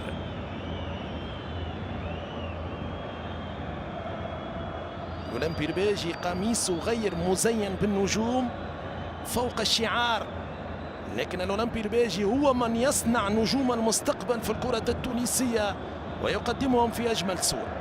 كم من لاعب مخمور جاء للأولمبي الباجي فلمع صيته وتم تسويقه بالملايين والمليارات. الأولمبي ولادة من زمان مش من الآن، مدرسة كبيرة في كرة القدم التونسية. تعود الكرة لمصلحة توفيق الشريفي. مسمار بلال يتمالك، بلال عادت إلى محرز بن راجح وعودة للمخالفة من الحكم حسام بولعراس. الموسم المنقذي 2024-2025 حسام بولعراس هو رقم واحد في التعيينات والنجاح في إدارة اللقاءات مع محرز المالكي 14 مباراة. هذا الموسم 6 مباريات فقط، 30 مباراة في المجموع في بداية مسيرته التحكيمية في الرابطة المحترفة الأولى. حكم عمره 33 عام، من أبرز الحكام الواعدين والصاعدين. في ختام هذا الموسم الرياضي 240 مباراة في موسم 25-26، 31 حكم تم تعيينهم، 30 تونسي، 1 نمساوي، والاسم الأول في التعيينات هو نضال بلطيف ب 15 مباراة. يليه هيثم الطرابلسي 14، رباعي في المرتبة الثالثة باسم بالعيد، فرج عبد الله وامير لوسيف، حسني اللنالي، راسية خطيرة، جول فيها التسلل، فيها التسلل. العملية الأخيرة من سيدو خان، رفع الراية من المساعد الثاني ثامر السوسي في انتظار تأكيد القرار من غرفة الفار أو يأتي قرار آخر من سيف الدين الورتاني ووسيم الحناشي.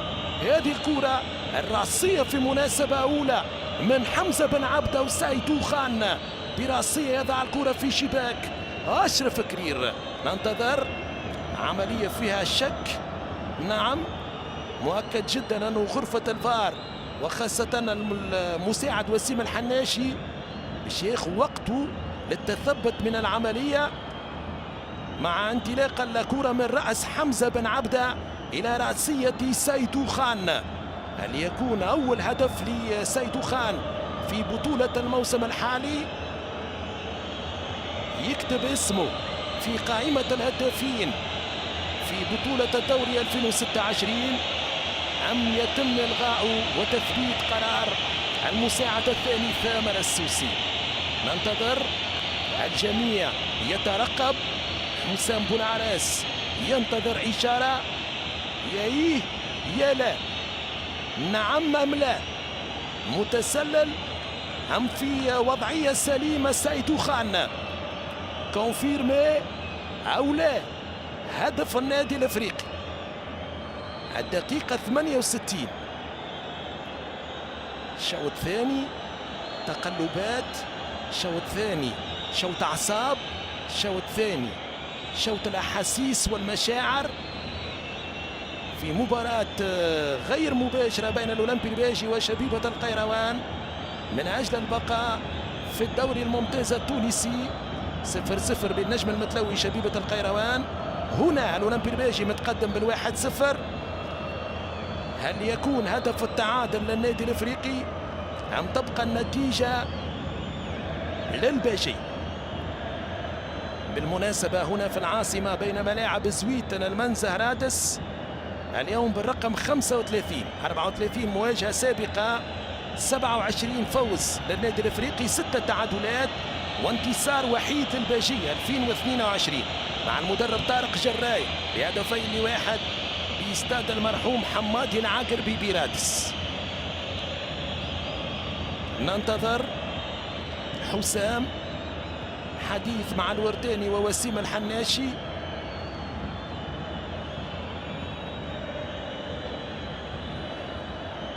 هذا المشكل الكبير في تقنية الفار في تونس، الدقائق الطويلة. القرار النهائي الآن، هدف التعادل للنادي الافريقي، هدف التعادل شرعي وسليم وكونفيرمي من وسيم الحناشي وسيف الدين الورداني. كرة ملعوبة ممتازة بالمليمتر من الزعلوني إلى حمزة بن عبدة وراسية سيدو خان في المرمى، من وزير السعادة إلى وزير الدفاع إلى سيدو، لا قبل ولا بعد. هدف التعادل للنادي الافريقي، يعدل النتيجة.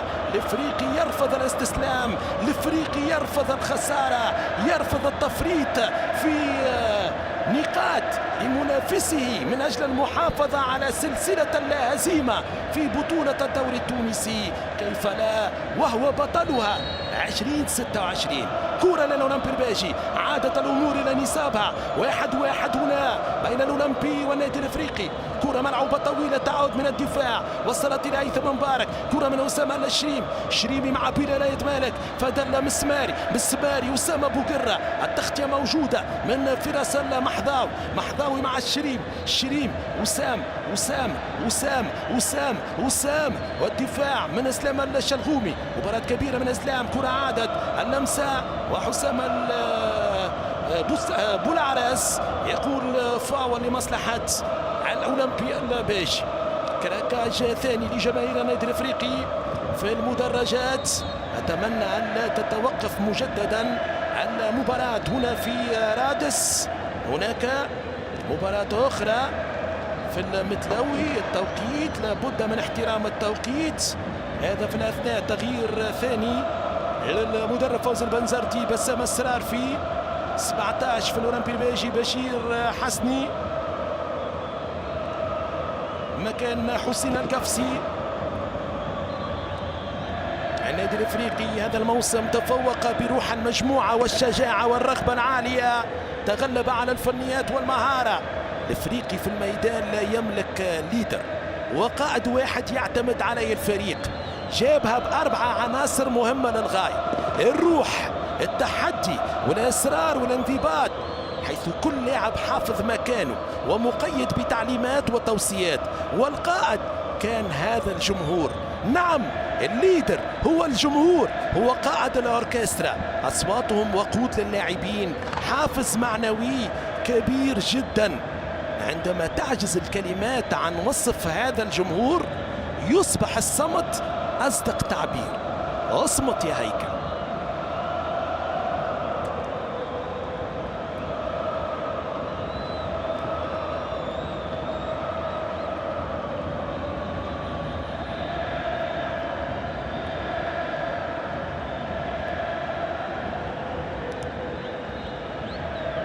هذه صورة لهدف التعادل من وزير السعادة إلى وزير الدفاع إلى سيدو، لا قبل لا بعد. هدف التعادل وعودة من جديد في المباراة مع عودة التشجيعات والكراكاش من جماهير النادي الافريقي. رادس يشتعل. والله ما لقيت ما نقول، ما لقيت ما نعلق. ما شاء الله تبارك الله، شيء يجنن، شيء يخبط، شيء يهبل. أي جمهور هذا، أي صورة هذه، أي طرب، أي موسيقى، أي تفاعل، أي فرح، أي نشوة. حقا الجمهور هو روح الافريقي، الجمهور هو سر الافريقي. قصة عشق عظيمة، سند حقيقي. قصة جمهور الافريقي مع ناديه سيذكرها الزمان طول الدهر حين تتحد. نعم، حين تتحد المدرجات مع عزيمة اللاعبين تصنع البطولات بأسوأ حال. لم يستسلموا للظروف والكرة أنسفتهم. كله يخونك إلا جمهورك يا الإفريقي. نعم كله يخونك إلا جمهورك يا الإفريقي. لن تسير وحيدا يا الإفريقي وخلفك هذا الجمهور، هذا الجيش، هذا الشعب. ما يحدث في تونس هذه الأيام وما سيحدث في قادم الأسابيع يتجاوز الوصف ويكتب بلغة لا يفهمها إلا العاشقون. تختلف الأماكن في العاصمة لكنهم يتحدثون دائما بنفس اللغة وبنفس الإحساس. علاقتهم بهذا النادي هي أجمل قصة، أجمل قصة في الحب وأجمل قصة حب في الوجود. علمهم النادي الإفريقي حبه وقدم لهم الكثير، لن يجازوه سوى بالجميل، ثابتين متسلحين بالشغف والأمل نفسه لتخطي الصعاب. هذا هو المدرج الأحمر والأبيض، تفاعل وتأثير كبير. بطولة 2026 هي بطولة اللاعبين والجمهور. اللاعبين والجمهور كانوا كالجسد الواحد. هذا المدرج وصل لمرحلة أنك مهما أعطيت من المدح حقه لن تنصفه أبدا، لأنه في كل موسم يثبت أنه مدرج كبير وعلاقة كبيرة مع ناديه.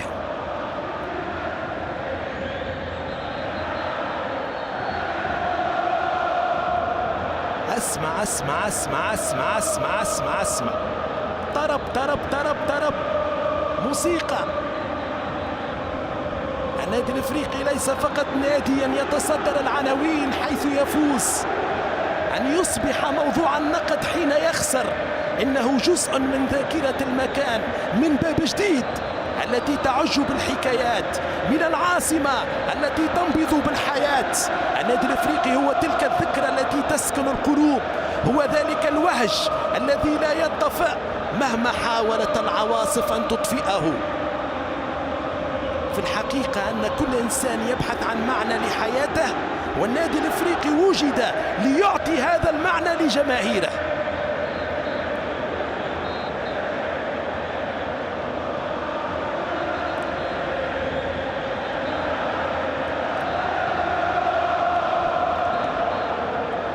ضجيج، صخب، أصوات وحناجر. جمهور النادي الافريقي يستحق هذه اللحظات. جماهير عانت كثيرا إلى أن تعافت برؤية فريقها وناديها متعافي مرة أخرى وعاد بقوة على الساحة. الافريقي يطلق صافرات الانذار في الدوري التونسي إذانا بعودته إلى الواجهة، إلى المنصات، إلى التتويجات. من الآن أخبر الجميع أن الإفريقي عاد، وفي عودته قد لا يرى أحدا. نعم، أخبر الجميع أن الإفريقي عاد، وفي عودته قد لا يرى أحدا.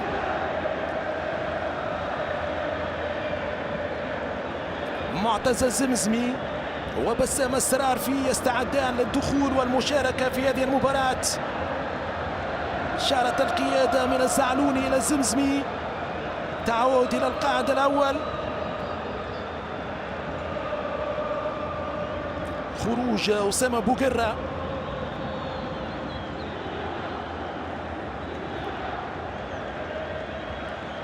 وكذلك سيدو خان سحب هدف التعادل.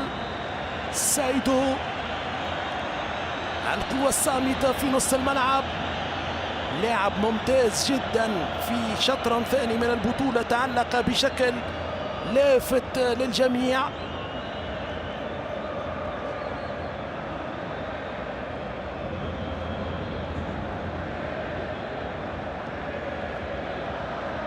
ننتظر عودة واستئناف اللعب هنا في ملعب رادس. فرحة كبيرة بين اللاعبين، الإطار الفني، الإداري، الجماهير. أجواء كبيرة في رادس في انتظار استئناف اللعب. طالت شوية، نعم، مؤكد أنه كذلك في المتلوي متوقف اللعب.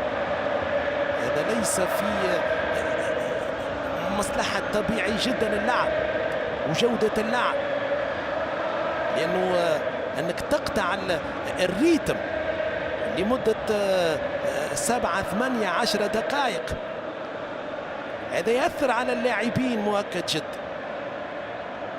جمهور النادي الافريقي في حالة فرحة، نشوة، طرب، نوبة، هستيريا. كلاكاج ثاني، توقف ثاني، رغم انه الاول كان قبل البداية والانطلاق وصافرة حسام بولعرس.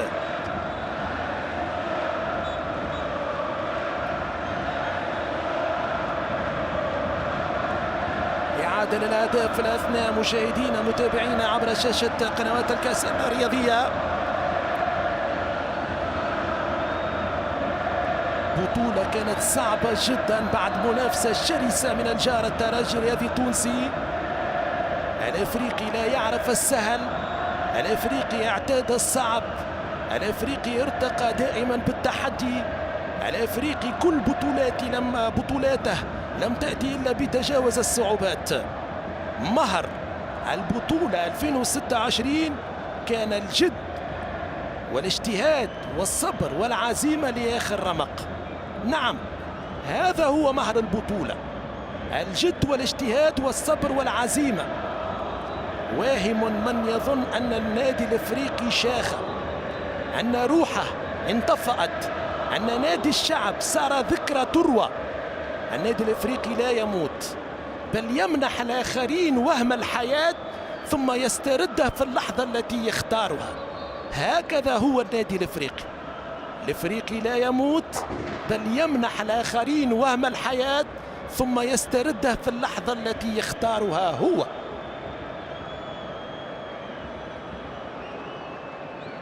الافريقي حين يصل إلى لحظات الحسم لا يحتاج إلى تذكير بمكانته، فمكانته ترى قبل أن تقال. هو كيان اعتاد أن يختبر في أصعب الظروف، وكلما اشتد عليه التحدي ازداد هيبة، وكأن الضغط بالنسبة له ليس عائقا بل مساحة لإثبات الذات من جديد.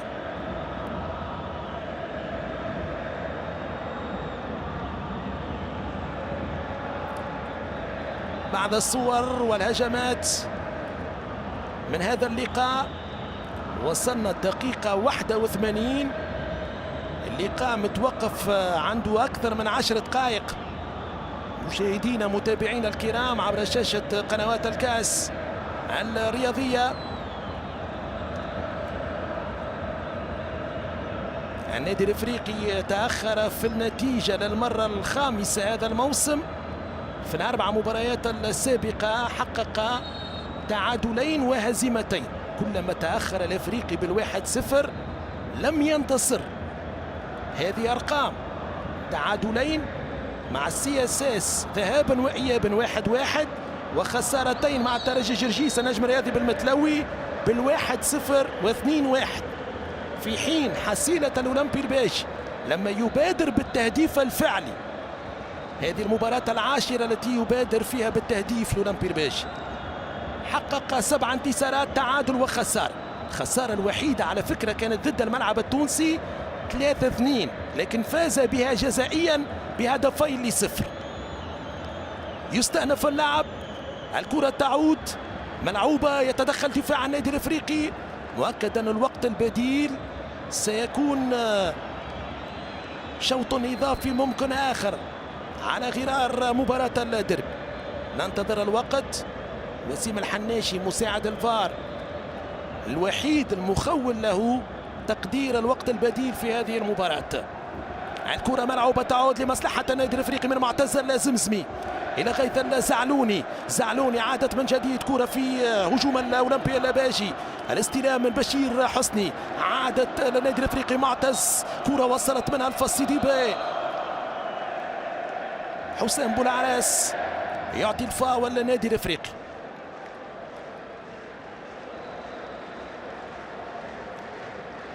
معتز الزمزمي مراوغة جميلة، لمسة مع بسام اسرارفي.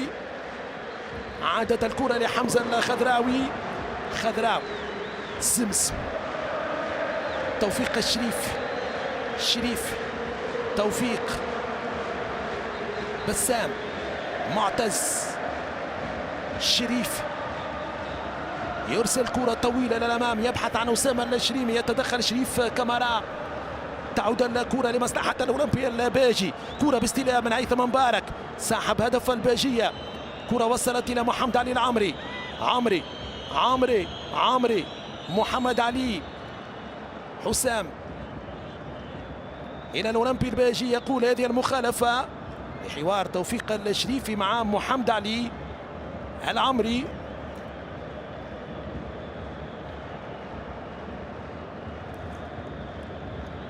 الفاول لمصلحة الأولمبي الباجي. نهاية مباراة الترجي الرياضي التونسي اتحاد بن قردان بانتصار الترجي 1-0. رسميا الترجي الرياضي التونسي هو وصيف بطولة الدوري، والفريق الممثل الثاني لكرة القدم التونسية الموسم القادم بدوري أبطال إفريقيا مع النادي الإفريقي نادي صفاقسي، رغم الانتصار 3-1 أمام النجم الساحلي، مرتبة ثالثة وعودة للمشاركات القارية من بوابة كأس الاتحاد. 3-0 للاتحاد المنستيري أمام مستقبل سليمان. وآخر مباراتين بين الأولمبي الباجي النادي الإفريقي شبيبة القيروان نجم المتلوي حتى اللحظة بالتعادل 0-0 هنا في رادس، 1-1 هنا في رادس، 0-0 هناك في المتلوي. تعود الكرة لمعتز زمزم، أسامة السهيل، ياسين بعبيد يستعد للدخول، بلال آية مالك، أسامة، بلال آية مالك، كرة إلى أسامة الشريمي، أسامة، التمريرة، الكرة ملعوبة وصلت بدقة كبيرة إلى بسام أسرافي، بسام، كرة عالية عادت من الشريف كامارا، بسام، حوار كبير مع الفا سيدي بي، عودة لبسام أسرافي لأجواء المباريات بعد غياب طويل.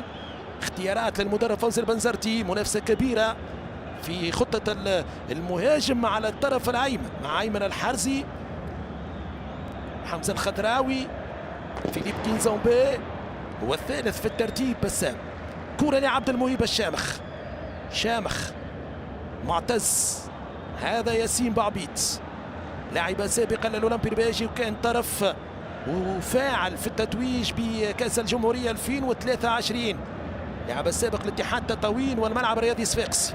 كرة ممتازة من معتز الزمزمي، بالخطأ تعود، الفكرة كانت ممتازة لكن الكرة كانت قصيرة. دفاع الأولمبي الباجي كان حاضر من خلال وعبر محرز بالراجح.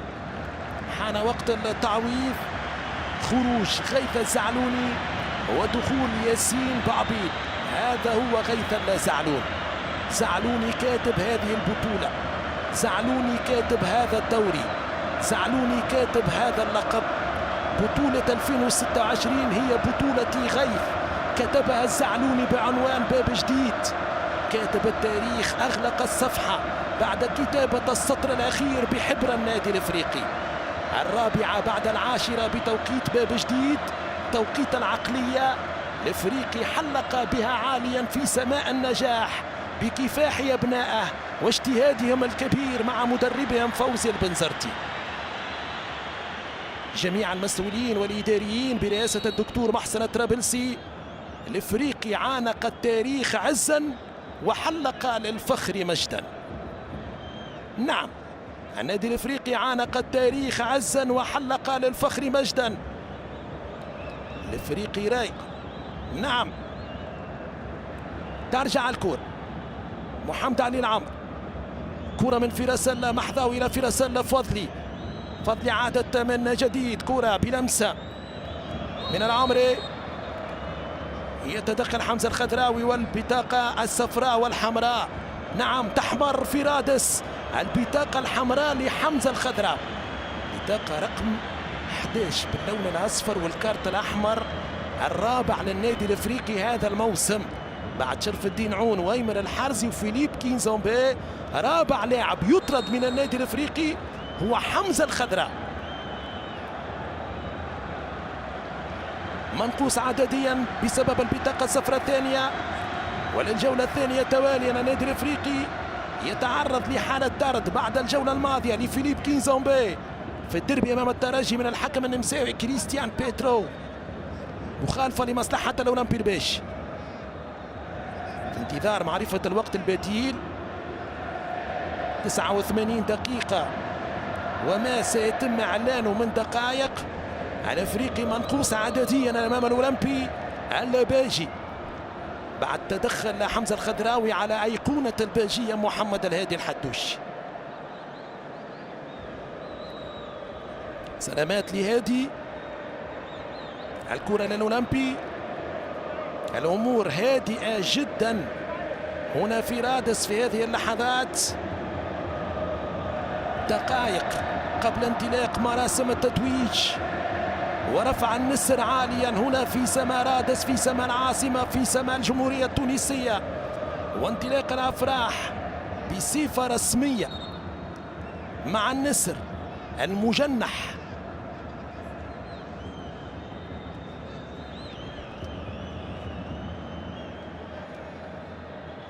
رمز البطولة التونسية من 2020 على شكل نسر مجنح مستوحى من نسر جبال خمير بالشمال الغربي التونسي عين دراهم، كما أنه يرمز إلى المنتخب التونسي الملقب بنسور قرطاج. تغيير للأولمبي بالرقم 7 باء الدين الشارني قلب هجوم مكان محمد علي العمري.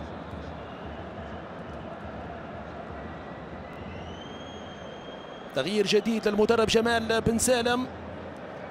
محمد الهادي الحدوشي في تنفيذ المخالفة.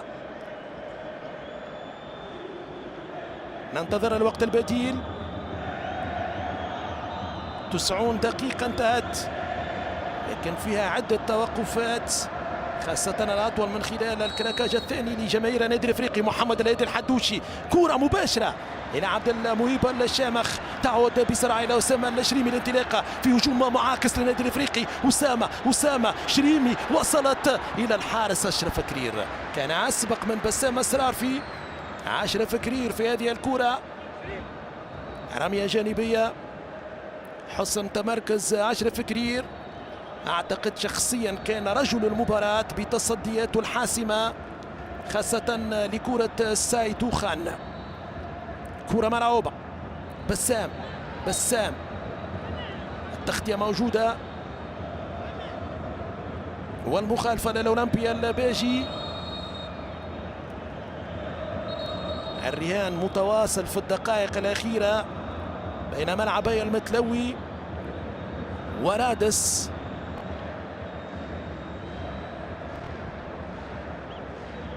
ا 12 دقيقة وقت بدل ضايع. نعم 12 دقيقة.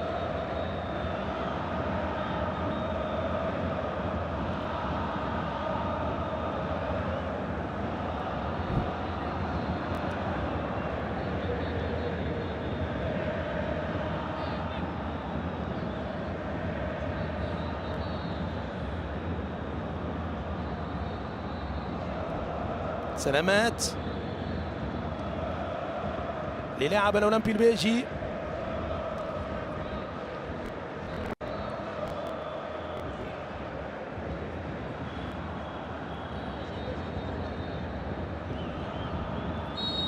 إسلام الشلغومي هداف الأولمبي الباجي 7 أهداف،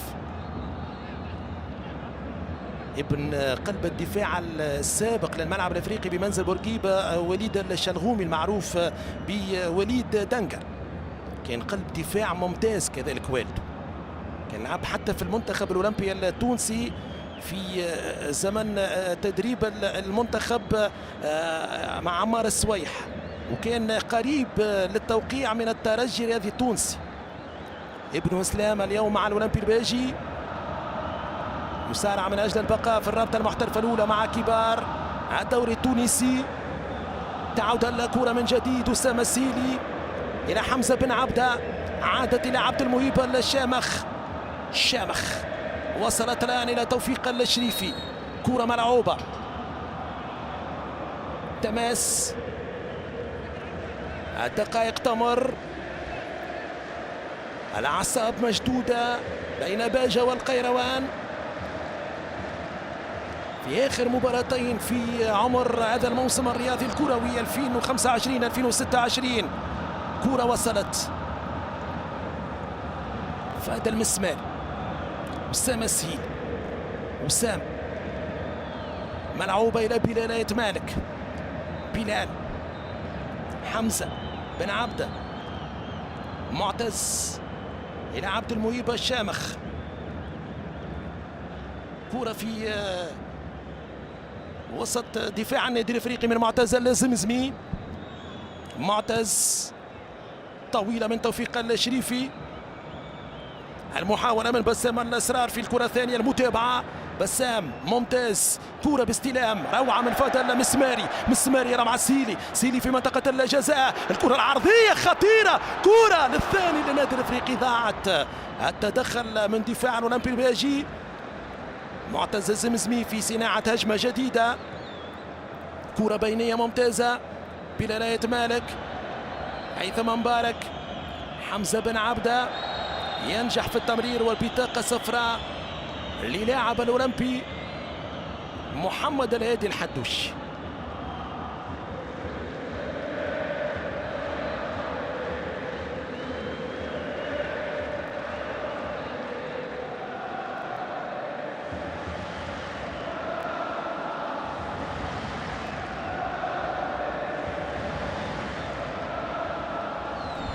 بطاقة صفراء لمحمد الهادي الحدوشي، كان سببا في حالة الطرد التي تعرض لها حمزة الخضراوي. استلام ممتاز، مهارات كبيرة لفارس المتوسط الليبي فهد المسماري. كرة ملعوبة طويلة من توفيق الشريفي إلى ياسين بعبيد، بعبيد جوكر دفاع الافريقي لما يستحق النادي الافريقي كظهير ايمن، خاصة مع إصابة حسام حسن رمضان بالرباط الصليبي أول الموسم. وجد ياسين بعبيد كأحسن معوض لغيث الزعلوني، في الأصل قلب دفاع ياسين بعبيد. كرة عادت إلى محرز بن راجح، شريف كامارا يتقدم الأولمبي الباجي الآن بالكرة. شريف كامارا للحارس أشرف كرير، يضغط النادي الافريقي من خلال أسامة الشريمي على كرير، طويلة الكرة ملعوبة إلى الأمام، محاولة للأبعاد للتشتيت من توفيق الشريفي إلى ياسين بعبيد، استدام عفوي، سلامات لتوفيق الشريفي بعد هذه الكرة مع بشير حسني. هذا الاستدام العفوي بين اللاعبين. خسارة كبيرة لبطولة الرابطة المحترفة الأولى لكرة القدم، نزول أحد الفريقين شبيبة القيروان أو الأولمبي الباجي. الدوري التونسي هو الخاسر الأكبر. الأولمبي والشبيبة من الأندية العريقة جدا، ولا تحتاج لهيكل صغير لتقديم أو إشادة أو إعطاء فكرة ونبذة عن تاريخ الناديين. نعم، أكبر خاسر هو الدوري التونسي. على أيامات الشبيبة يا حسرة، وأيامات الأولمبي الباجي كذلك. على غالب الظروف حتمت هكذا سيناريو اليوم. أحد الفريقين سيغادر دوري الكبار مع مستقبل جابس ومستقبل سليمان. أذكر حسب النتائج الآنية تعادل 0-0 بين نجم المتلوي شبيبة القيروان، والتعادل هنا بين النادي الافريقي والأولمبي الباجي. الشبيبة آنيا ترافق مستقبل جابس ومستقبل سليمان للرابطة المحترفة الثاني، إلا إذا تغيرت المعطيات في المتلوي أو هنا في رادس. ترجع الكرة طويلة ملعوبة من محمد الهادي الحدوشي، حدوشي إلى عبد المهيب الشامخ. عبد المهيب 4 دقائق لنهاية الوقت البديل هنا. كرة ملعوبة من دفاع النادي الافريقي، معتز، أسامة سهيل، سهيل صادق محمود يستعد للدخول. سهيل، سمسم، وسام، سهيل، حمزة بن عبدة يتقدم. حمزة بن عبدة، إقفال تام من عناصر الأولمبي الباجي. مباراة بانضباط تكتيكي. كرة للحارس أشرف كرير. كرير مباشرة إلى محرز بالراجح. بالراجح إلى شريف كامارا. كامارا بينية ملعوبة على مقربة من منطقة دائرة وسط الميدان. كرة عادت إلى محمد الهادي حدوشي. تعليمات وتوصيات فوزي البنزرتي. شوف تفاعل فوزي، شوف تعليمات فوزي وهو حتى متوج بالبطولة. النتيجة تعنيه، الانضباط يعنيه. مدرب عنده ثقافة الانتصار. مش ممكن يا فوزي، 76 عام ما شاء الله تبارك الله. فوزي البنزرتي شيخ المدربين التونسيين والعرب. بالمناسبة هو المدرب التونسي الوحيد المتوج بلقب بطولة الدوري موسمين متتاليين مع فريقين مختلفين، 2016 مع النجم الساحلي و2017 مع الترجي الرياضي التونسي. المدرب التونسي الوحيد اللي عملها. صعب، عصية في السنوات القادمة على البقية، إلا إذا الله أعلم. 11 لقب بطولة الدوري، 5 مع الترجي، 4 مع الإتوال، ونسرين مع النادي الافريقي. كرة ملعوبة لمصلحة بن باب جديد. اخر دقيقة ونصف في المباراة. كرة ملعوبة الى عبد المهيب الشامخ. شامخ بن عبدة، صادق محمود. كرة بالخطأ خطيرة للأولمبي الباجي، خطيرة جدا. كرة الثاني ضاعت، مش ممكن. ضاعت كرة الثاني، كرة التأمين، كرة البقاء بصفة رسمية نهائية. يخسر كرة صادق محمود. كرة وصلت إلى بهاء الدين الشارني، يضرب بها كرة قريبة من القائم الأيسر للحارس عبد المهيب الشامخ. هذه الكرة اهتزت لها باجة وما جاورها. نعم، كرة بهاء الشارني، لأنها كانت كرة البقاء، كرة الاستمرار، كرة الحياة مع الكبار بالنسبة للأولمبي. كرة لمعتز السمسم. حمزة بن عبدة، بن عبدة إلى معتز. معتز، كرة إلى الأمام ملعوبة في اتجاه أسامة سيلي. ياخذها أسامة سيلي مع إسلام الشلغومي. التوزيع ممتاز، اللمسة، الكرة، جودة التوزيع لأسامة سيلي. كرة عادت يضغط بها الشرني على توفيق الشريفي إلى حمزة بن عبدة. الابعاد والتشتيت. اخر الثواني في ملعب رادس، لا زالت بالتعادل الايجابي، هدف في كل شبكه. كرة ملعوبة. حسام بولعراس. مشاهدينا متابعينا الكرام، يعلن عن نهاية المباراة بالتعادل الإيجابي، هدف لهدف. هدف هيثم مبارك للأولمبي الباجي في الدقيقة 60، والتعديل لسيدو خان في الدقيقة 68. اقتربت ساعة الصفر. نعم، اللحظة الحاسمة، مشهد يصافح عبره النادي الافريقي ماضيه الجميل بحاضره المشرق للكلوبستية العقلية بطلا لتونس 2026. النادي الافريقي يجلس على عرش السلطة الكروية التونسية. ألف مبروك للنادي الافريقي، وهنيئا لجميع منتسبي بهذا اللقب، في انتظار أن يرفع معتز الزمزمي هذا النسر عاليا عاليا عاليا عاليا عاليا، وهو يتقدم إلى بقية زملائه واحدة واحدة واحدة واحدة. يشيل النسر، يشيل البطولة، يتقدم من أجل رفعه في سماء العاصمة، في سماء رادس. هكذا هي الأجواء. نعم، ألف مبروك، ألف ألف ألف ألف مبروك. ليلة حمراء وبيضاء، ليلة تاريخية في العاصمة التونسية. الاحتفالات مستمرة والوجهة القصبة باب جزيرة الصباغين باب جديد. أي ليلة في الانتظار لجماهير النادي الافريقي الكبيرة. مشاهدينا المحترمين الأوفياء دائما وأبدا لقنوات الكأس الرياضية، شكرا لكم جميعا على المتابعة والمشاهدة. شكرا لجميع الأندية بالدوري التونسي على المتعة الكروية التي عشناها معهم طيلة هذا الموسم 2025-2026. الدوري كان جميلا وللأشطر في الخواتيم. ألف مبروك لهؤلاء الأبطال. لكل زمن حكاية ولكل حكاية عبرة، لكل موسم بطولة ولكل بطولة عبرة. أبطال تونس 2026، تونس حمراء وبيضاء. دمتم في رعاية الله وحفظه، والسلام عليكم ورحمة الله وبركاته.